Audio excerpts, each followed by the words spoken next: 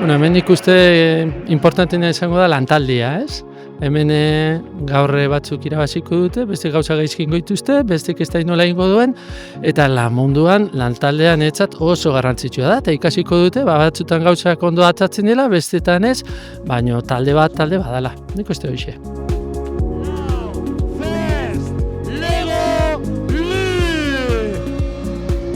Azkenean garrantzi pila badagoa gehien bat txikiak diren umeentzat edo ikasleentzat horrelako ekitaldiak azkenean saiatzeko eta ezagutzeko horrelako teknologia, nola erabili dezaketen teknologia, egunerokotasunean aurrera eramateko hainbat ekitaldi edo ekimen.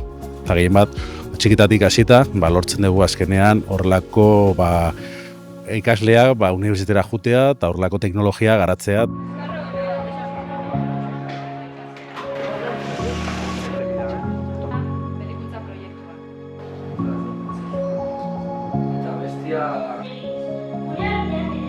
Arrasateko udalerako oso txapelketa garrantzitsua da, azkenien lehiakortasunean oinarrituta baldin badago, oso lehiakortasun sanua da eta oso divertigarria eta politxa, eta batez bekartzen ditu oso jende gaztia dana, ezta?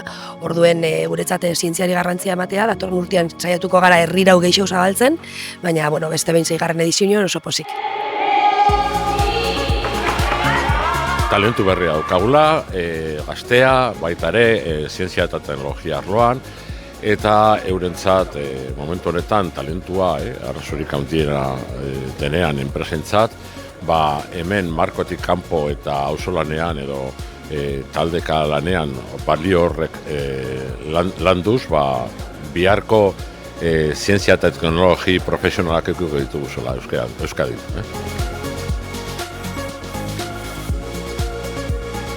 Unibertsitatera etorten dienean, mantentzen badaue, gaur erakuti dauen ikasteko gogoa, bai?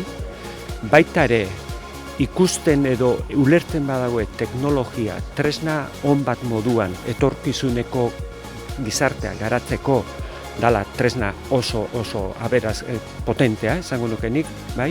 Eta hirugarrena esango nuke, ikusi dut lehiakorrak diala, baina lehiakorra dia balorekin gazte hauek.